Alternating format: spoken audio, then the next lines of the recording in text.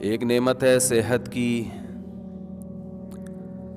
آپ سب یہاں نماز پڑھنے کے لیے آئے. اس کا مطلب اتنی صحت ہے کہ آپ چل پھر سکتے ہیں, اٹھ بیٹھ سکتے ہیں, سن سکتے ہیں, بستر پہ لیٹے ہوئے نہیں ہیں. لیکن یہ بات یقین کر لیں کہ بہت جلد ایک ٹائم آنے والا ہے کہ آپ بستر پہ لیٹے ہوئے ہوں گے اور نہ چل سکیں گے نہ پھر سکیں گے. آپ کے لیے دعائیں ہو رہی ہوں گی کہ آئی سی یو روم میں ہیں محترم, دعا فرمائیں اللہ ان کو صحت عطا فرمائے. یہ میرے اور آپ میں ہر ایک کے لیے یہ ٹائم بولیں آنے والا ہے. یہ وہ باتیں ہیں جن پر ہم سوچنے کے لیے تیار نہیں ہیں, لیکن جس نے ہمیں پیدا کیا وہ ہمیں یہ باتیں پیغمبروں کے ذریعے یاد دلاتا رہتا ہے. تو لیٹنے والے ہیں آئی سی یو روم میں, کچھ ایسے لیٹیں گے کہ لیٹنے کا موقع ہی نہیں ملے گا, وہ ڈائریکٹ ہی لیٹ جائیں گے. حادثاتی موت میں کیا ہوتا ہے بھائی کہ بستر پہ لیٹنے کا موقع نہیں ملتا, ڈائریکٹ پھٹے پہ ہی لیٹتا ہے آدمی جا کے. کراچی میں اس کی صبح و شام مثالیں ہمیں ملتی ہیں.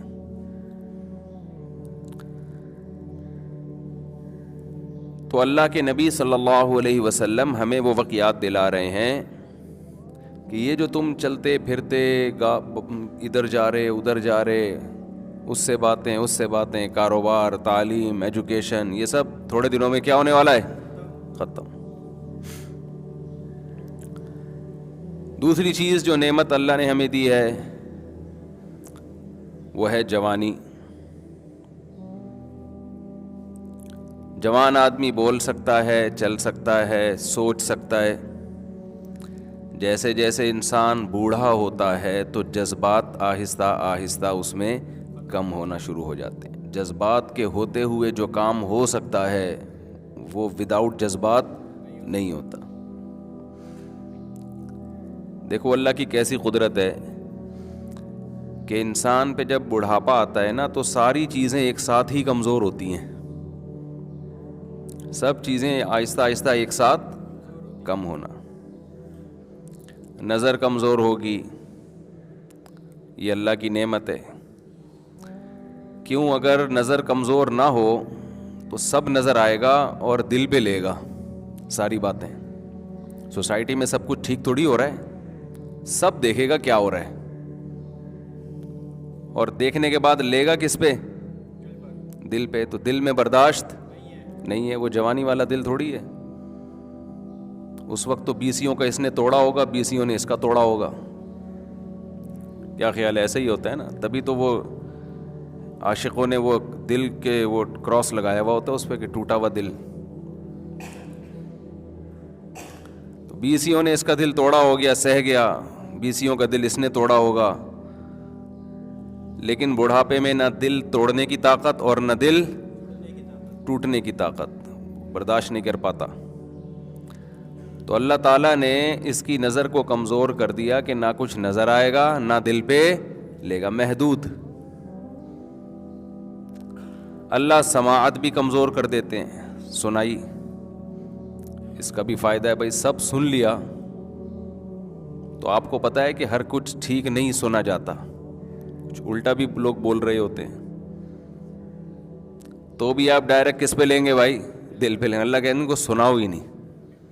یہ 20 دفعہ ایک بات کو پوچھے بھائی کیا بولا ہے, تو اگلے کو پھر بیان چینج کرنے کا موقع مل جائے. پہلی دفعہ میں تو دادا ابو کے سامنے بہت غلط بولا تھا, لیکن جب دادا نے وضاحت طلب کی تو پھر پوتے نے بیان بدل دیا. کہ پہلی دفعہ میں یہ سمجھ میں آ جاتا تو دادا ڈائریکٹ کس پہ لے کے جاتے, دل پہ لے جاتے.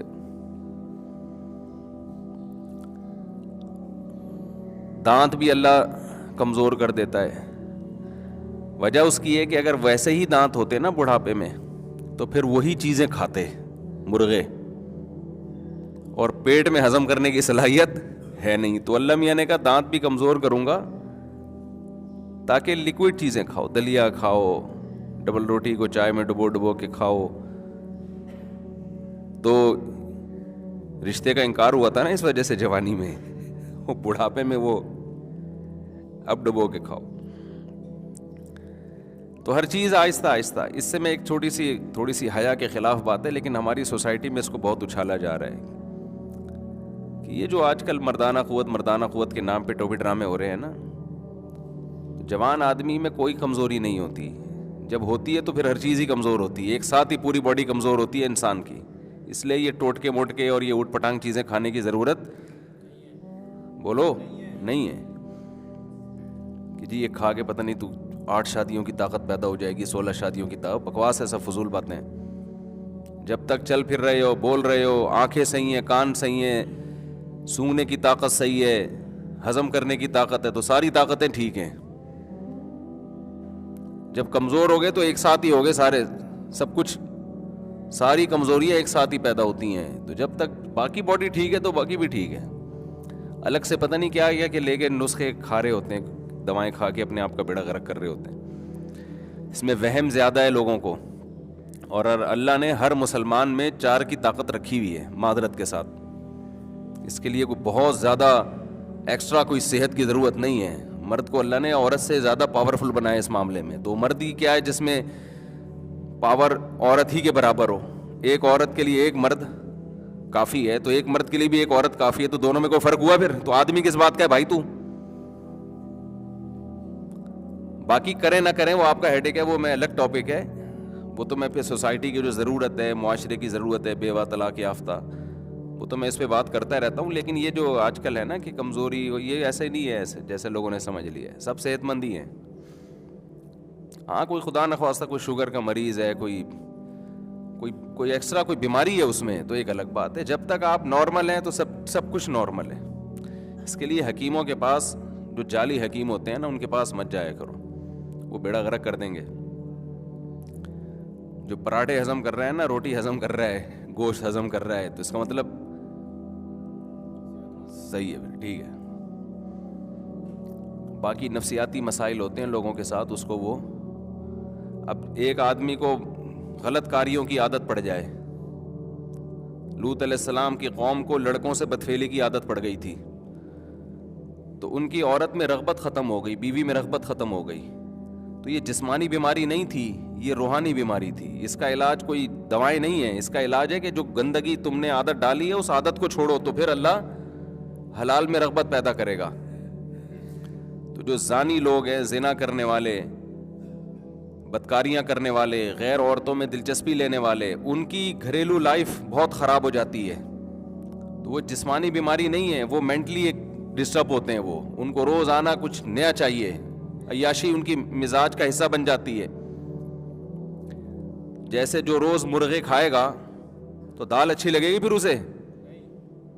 تو بیلنس ہے نا, کبھی مرغا کھا لیا کبھی دال کھا لی. اب آپ روزانہ ہی مرغے پھوڑتے رہو گے تو مر جاؤ گے آپ.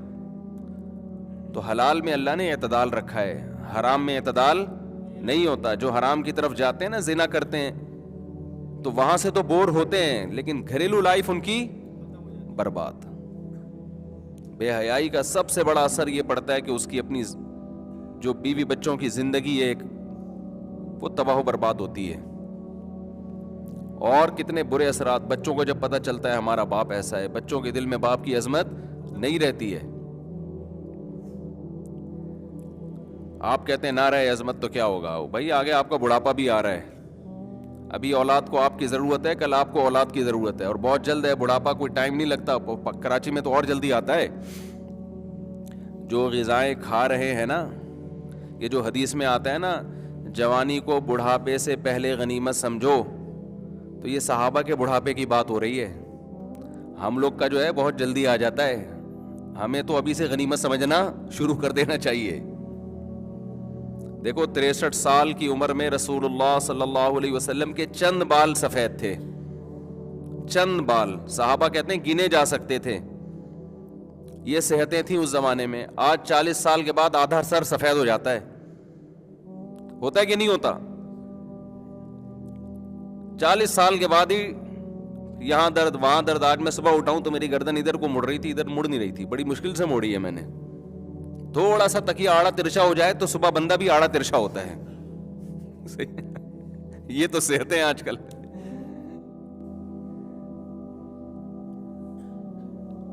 اکثر لوگ صبح اٹھے ہوئے ہوتے ہیں نا, یار ادھر پین ہو رہا ہے, ڈاکٹر کہتے ہیں بھائی تکیہ اونچا کر دیا تھا آپ نے.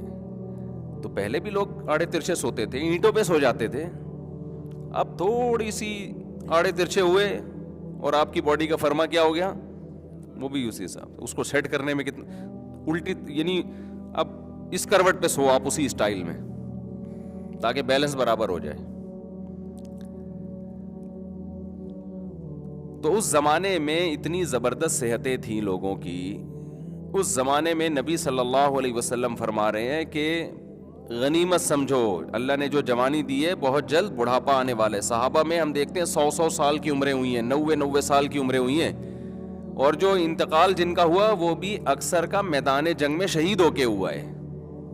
اکثر میدان جنگ میں شہید ہوئے ہیں.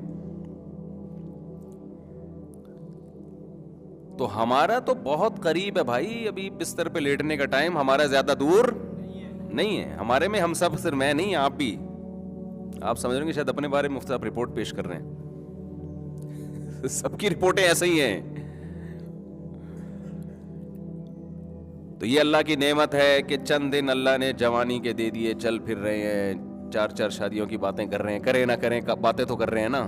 بڑھاپے میں تو وہ باتیں بھی زہر لگتی ہیں کہ کیا بات کر رہا ہے مفتی مولوی صاحب, کچھ اور نہیں آتا تمہیں.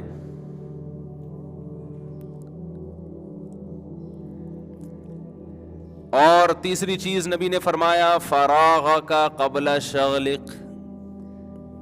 جیسے جیسے آپ کی عمر بڑھے گی نا, آپ کی مشغولیت کم ہونے کے بجائے بڑھے گی. جتنا ویلا جوانی میں ہوتا ہے نا, پنجابی میں ویلا ہی کہتے ہیں نا, اتنا ویلا بڑھاپے میں نہیں ہوتا. مصروفیت بڑھتی ہے. لوگ ہمیں کہتے ہیں پہلے تو آپ بڑے آرام سے مل لیا کرتے تھے, آج کل شارٹ ہی رہتے ہیں مارکیٹ سے. بھائی پہلے مصروفیت کم تھی, اب کیا ہے, پرانے دوست ہیں نا. تو یہ تو انسان کی جیسے جیسے آگے جائے گا مصروفیت اور کام بڑھیں گے. آپ کو بہت سے لوگ نظر آئیں گے, ہاں بیماری میں مصروفیت ختم, وہ تو پھر بیماری کی فکر ہی ایک مصروفیت بن جاتی ہے کہ اس کو ٹھیک کیسے کروں میں. اور آپ نے فرمایا غنا کا قبل فقرق. آج اللہ نے جو مالی وسائل دیے ہیں, عین ممکن ہے کل یہ نہ رہیں آپ کے پاس. ہم نے بڑے بڑے مالداروں کو دھڑام سے نیچے آتے